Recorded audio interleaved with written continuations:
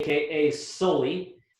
She's a Tulsa-based fiber artist, muralist, and everything in between.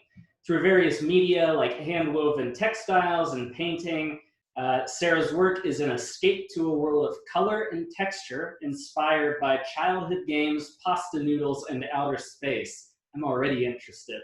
You can find SULLYSTRING murals all around Tulsa and Oklahoma City, and you can shop for paintings, wall hangings, and rugs at SULLYSTRING.com. I'll post that in the chat.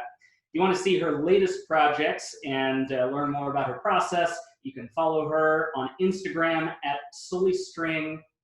Yeah, at SULLYSTRING. So please, everybody, help me welcome Sarah Sullivan. Hi. Oh my goodness. I've used that bio before, to be honest, and I've never had somebody read it out loud, and it's funny. This is definitely the biggest Zoom I've ever been a part of. I don't do this very often, so this is exciting. Can you all hear me okay and everything? Okay. So yes, my name's Sarah Sullivan. I am actually in Tulsa. Over the last few years, and I'll get into it more in a minute, but I've been doing a lot more work in Oklahoma City, and I feel like a lot of people think I'm in Oklahoma City now. I get a lot of asks about local deliveries there, and so that's kind of funny. I think I can pretend to be a native, what do you say, Oklahoma Cityan? Anyway, so I'm here in Tulsa, born and raised here. Did a brief stint at the University of Kansas for college, where I studied textile design, which I did not know was a thing when I went to school. I actually went there for graphic design and then quickly learned that I really need to use my hands more than a computer as much as possible. I still really like doing digital work, but I needed the tangible aspect of things. So I kind of stumbled into textile design, and at first I really did not click with it. The first class is a lot of dyeing. It's weird to say that I had like basically a tie-dye class in college, and it's a little too loose for me, and I second guessed myself a bunch, and then I took a weaving class and a screen printing class, and those kind of changed the game because I could lean into that graphic part of my brain where it's shapes and pretty, I don't know, I just like things to look pretty sharp, and always did. I was the same way as a kid, and never really drew figures, or I'm not very good at drawing hands or anything like that. It's always been pattern and color and shapes, and haven't changed much in that department for about 30 years. And so every day is just kind of playing with those things and testing what new materials I can work with. Textiles remains my number one true love, and I have a big, I think it's big, but a loom that I carry around with me everywhere I move. I always describe it as a kind of an awkward piano to the movers whenever I go anywhere. So that's where I do my weaving, but then I always just kind of painted for myself on the side. But then, because of social media, and you're supposed to, I don't know, because of the nature of social media, I feel like you share more about your life if you choose to, and I was always kind of sharing what I was painting too, and people caught on to that. So then I was weaving and painting, and then about 3 years ago, I had an opportunity at a mural festival in Tulsa to paint on a much larger scale. They were looking for people who weren't typical mural artists, which was exciting for me. And then that kind of snowballed. So I feel like every time I add a new thing that I do, it just kind of goes on the roster. And no matter what the material is, I'm trying to keep a signature style so that I can continue to play around with new material. Like I said, most of the work I do, I guess, with murals is between Tulsa and Oklahoma City right now. I think I've painted probably 30 to 40, but not all of them are still standing, or even I painted over old ones. At that mural festival in Tulsa is where I met Chris Canale, who runs Plaza Walls, and I kind of credit him with like giving me any mural job. And so that was a huge catalyst for me too, was doing Plaza Walls, and I've done that the last 3 years, and I'm going to paint a wall this year as well. So Oklahoma City's always got me coming back.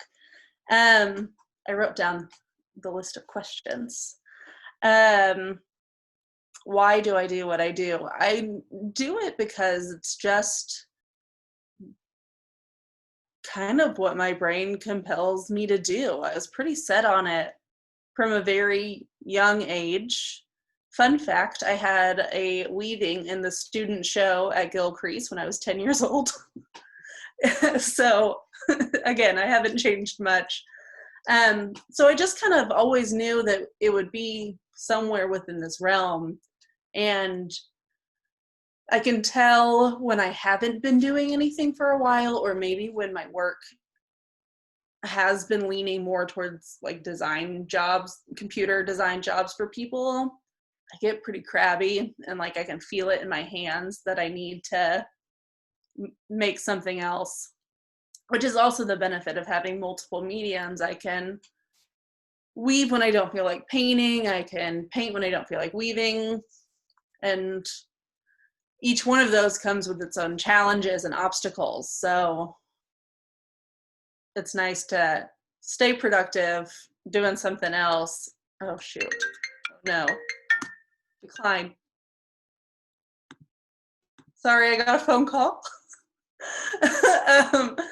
And yeah, so I can kind of pause on one project and weave for a little bit, but you're always still kind of working it out in your head. And then, I don't know, I just got totally sidetracked by that. Obstacles I have overcome. I feel like every artist, besides money, it says time, and especially with textiles, it's such an insanely time-consuming medium that I mean, I've been weaving all day today, and I maybe wove 5 inches of like a little tapestry. So I wouldn't do it if I didn't love it, which is, I guess, the number one rule to really any creative thing is you have to, something has to be compelling you beyond, you know, the instant gratification or ultimate reward.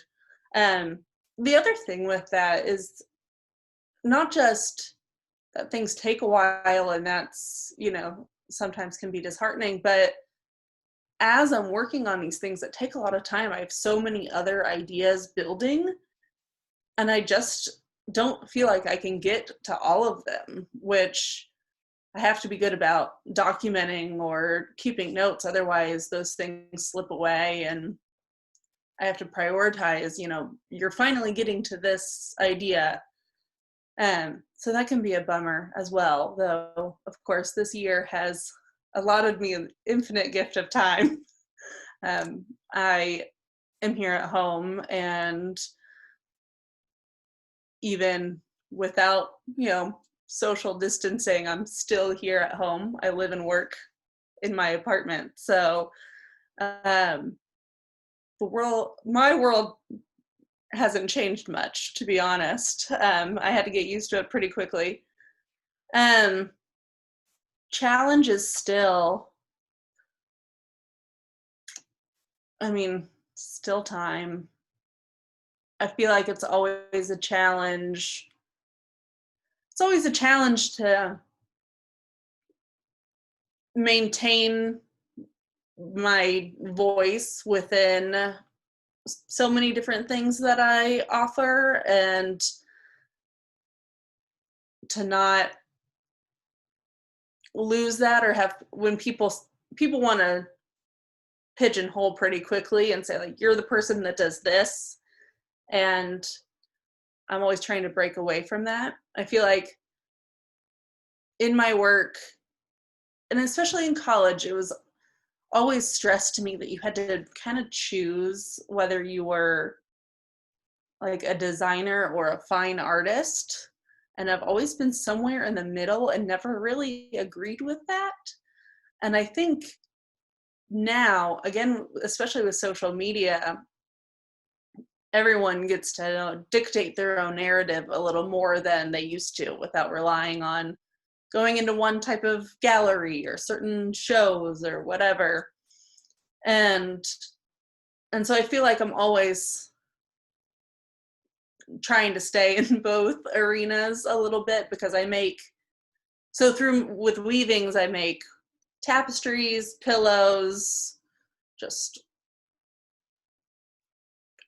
anything that can be woven, essentially. But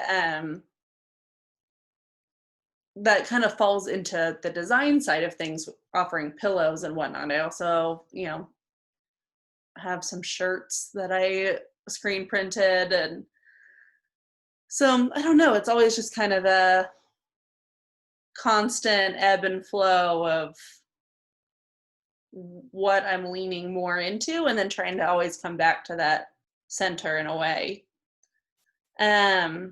What's next? I have been fortunate during quarantine to have not had a ton of setbacks, or even if I don't have a lot of jobs on the table, I can continue building my own inventory of things. So what's next is just having more things that I offer. And because of the time restraints or constrictions, I just sometimes need a month off to build a new set of things. And then there's a, drop of pillows or paintings, and that sustains me while I, get weird with the next idea. So nothing major on the horizon, except I will, at the end of September, be painting puzzle walls, as I said. I gotta come up with that plan. Where do I see myself in 10 years? I always I've never been a very goal-oriented person, since I kind of subscribed to this life a long time ago, and I've just kind of I work really hard, but it's not necessarily towards super specific things. I just want to, keep making work that resonates with me personally, and hoping that people buy it. So as long as that happens, I'm good. I have ideas of like specific types of art that I want to make in 10 years, but I don't necessarily think like I want Miami Basel or anything like that. So I don't know, I need to be more intentional and goal-oriented, I think. But that's not for you guys to help me out with. Well, and if you don't mind, I sort of have a question along those lines. Sure. What is your process? Because, as you mentioned, it's sort of a very time-consuming art form that you have. So I would think that you're probably starting out with this fairly concrete idea. Well, yes and no. when it comes to weaving, I know the machine well enough that, you know, I have to make something that can exist within these constraints. I can basically weave anything as long as I want, but it has to be, you know, 20 inches wide or narrower. So that already is setting my parameters. And then I pick the colors. But from there, I allow myself a lot of improvisation in what I do. Unless it's, well, no, even if it's for a client, I have a pretty concrete rule that I don't make the same thing twice. So when someone says, I liked this pillow that you made, will you make another one? I say yes, but it won't be exactly the same, because I have to allow, even if I use those same colors, for my own peace of mind, I have to allow some margin to make something new for them. So this could be a good time for me to share my screen and show you some of the things I'm talking about. And I think there's some loom pictures on my website. Let me figure this out. Desktop one? No, shoot, I've never done this. There you go. I'm doing it. Okay, so let's go homepage. I wasn't ready for this yet. Yeah. Okay, so we have some paintings. I did a line of rugs that was super fun and still available if anyone wants some paintings. The apartment I'm currently sitting in. So the commission I've been working on today is a lot like these green weavings, but again, I told them they're going to be different. All of that, I knew what size both of them needed to be, but I totally improvised the shapes on top of it. This is me at my loom, so you can see a little bit of how weird that thing is. This is a mural at Terminal Commons in Oklahoma City, in the Wheeler district. And then here are some of the pillows. So there's some stuff that's more merch. There's other just paintings or things you don't really know what they are.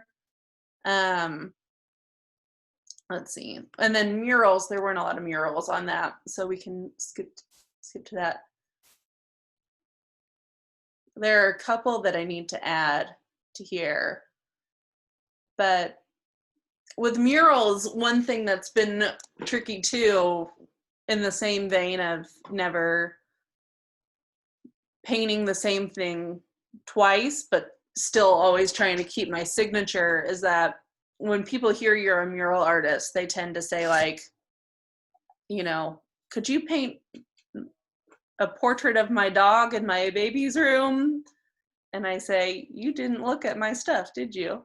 But so I always kind of tell people, like, look at things that I've made and show me what's in the vein of what you think might work for you. It's not necessarily, you know, a paint by numbers or, you know, total free for all. It's, this one's fun. This is a bathroom, and I got to paint the ceiling too. I loved that one. There's a house in Oklahoma City.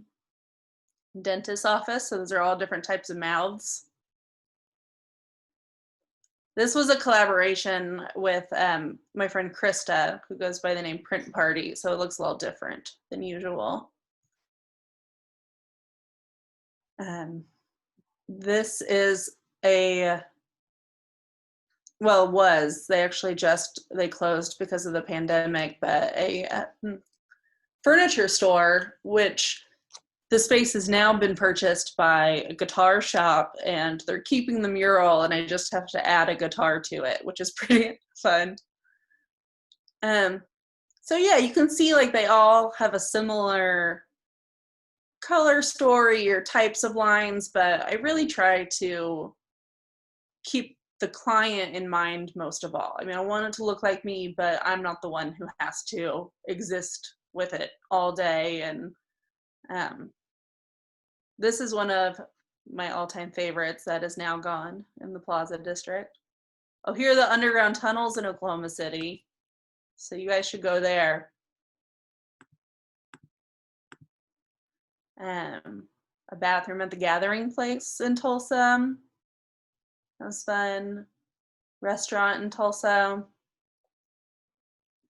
This was a mural festival. So then we get in, this is that same plaza wall before. I had the good fortune to paint the exact same wall twice in a row. So I got to just improvise on my own work, which was cool.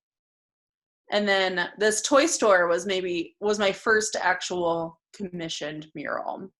So that was exciting. And then my Instagram has more kind of process photos or things that don't really fall into those three categories of textiles, paintings, and murals. So you'll see, like this past week, I designed a poster for the new FC Tulsa soccer team, which was really fun. And yeah, so you can just kind of scroll through and you'll see some more things that kind of help build the whole universe that I exist in, essentially. I'm trying to see if there's another photo, this is a loom that I sold, but it kind of gives you an idea of what the machine that I operate looks like. It's a crazy deal. People are always fascinated by how it works. But yeah, so you'll see some repeat things there, but no matter what I'm doing, color is absolutely the most important thing. It's definitely my one true love. I guess I don't know. I could truly ramble forever. So give me some guidance and maybe I'll see if there are questions. Yeah, there's actually a question from Anya in our chat about color. She says, do you plan your color palettes in advance or do you just let it happen? Ooh, if it's a commission, because I improv the rest of it, I let them dictate the color a little bit, but I actually just overheard some of my nieces and nephews analyzing my work and listing all the colors I don't use, which was interesting. And they're like, well, you never really use purple and you don't use a lot of orange. I was like, no. I have like my top 5 go-tos and like some secret weapon colors that always kind of sneak in there. But for the most, with painting, it's absolutely improvised. With weaving, because I'm not creating the color myself, I have to kind of pick my palette up front. You want me to read the chat or do you want to throw questions at me? I can throw them at you. I'll read them off in order. Okay. Kayla had a question, 2 questions actually. First one is, are you a full-time artist? Yes. So that has been a slow build. I feel so, okay, I'll work backwards. I had a part-time job for 2 days a week for the last couple of years, but that ended early at the end of April at the end of March. And I think the reasons are pretty obvious. No reason to go to work right now for me. But anyway, so it was kind of a blessing in disguise. I loved that job, but I was on the way out and I happened to be let go at a week that I had a lot going on. So it felt like a nice transition.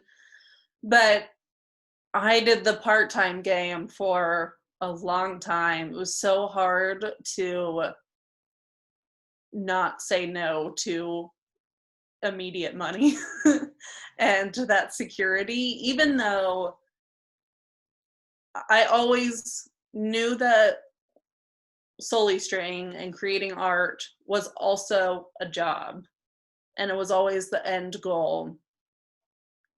It just, I needed some other things to stay afloat. But yes, I'm now full-time, and it feels crazy to say. I have been joking a lot lately that all I do is paint and garden, and I'm just a retired old woman already.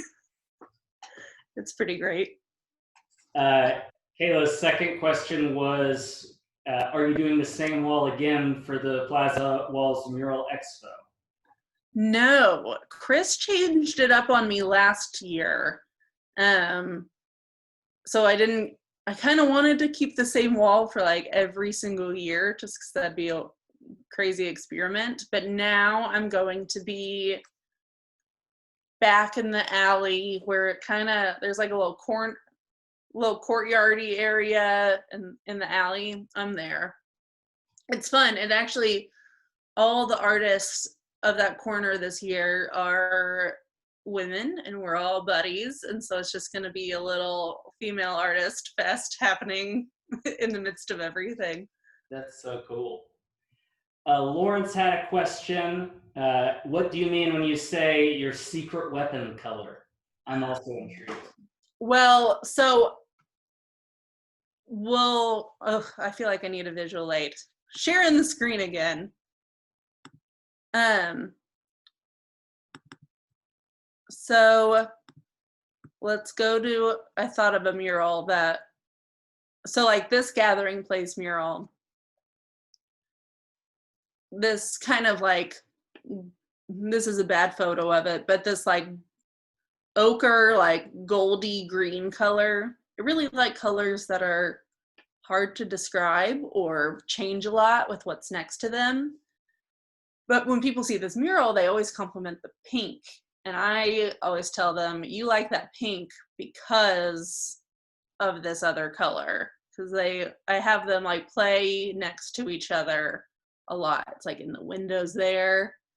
So it's right like those two. This is a good example of like, I love royal blue. I love a pop of red. You can tell by my outfit.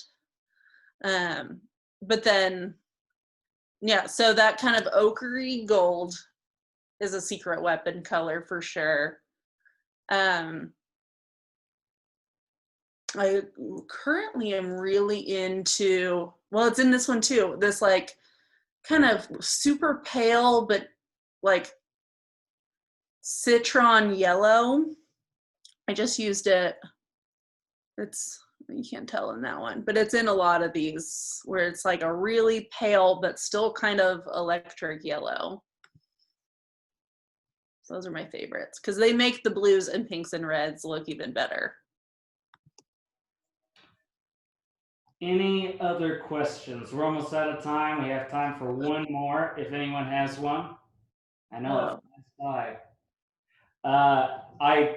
If nobody else has one, then I will take it. You mentioned near the beginning that one of your biggest challenges is, or maybe you said it was your goals, but not being pigeonholed, and that you live sort of in between these different defined areas of what people would normally do in your profession or in your medium.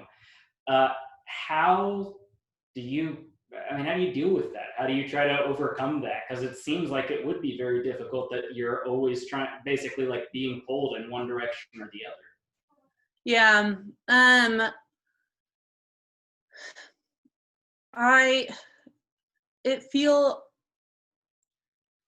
I'm still enough of a 90s kid that it feels lame to say social media is like a real part of our lives, but it is. And I'm kind of fascinated with it. I fortunately try not to obsess over it, but I do think that, you know, Instagram I use a lot, and it's my main tool for advertising myself. And through that, and because I, you know, do my own website and essentially all my own advertising goes through me first, I get to show people what I want to make more of. There are things that I've made that for people that I've never advertised because I never want to make a second thing like them again. Or like right now I've been doing these pieces where I paint, you know, kind of big colorful shapes on 2 pieces of paper and then cut them up and weave them together. And so it's kind of saying like, hey, I do this now and like want to make more of this. And you can kind of guide people towards what you want to make more of. So I've found that to be helpful. And then you can just kind of create a dialogue. I don't know, it's all about like saying, you know, when people ask what you do, like say the thing you want to continue doing. Or, you know, I have so many friends who are artists who don't tell people they're artists. And so that's, I mean, that's definitely step one. And then once people are comfortable with that, you know, there comes a time where you make it anything anyone wants just to have the job. But again, now I've kind of been able to build enough of, you know, my own catalog that I don't get pigeonholed because I'm steering that ship, essentially. That's great. Well, we're out of time for questions. Thank you so much for joining us this evening. And that went so fast. It goes by fast. And you are welcome to stick with us for the rest of the meeting if you want. You don't need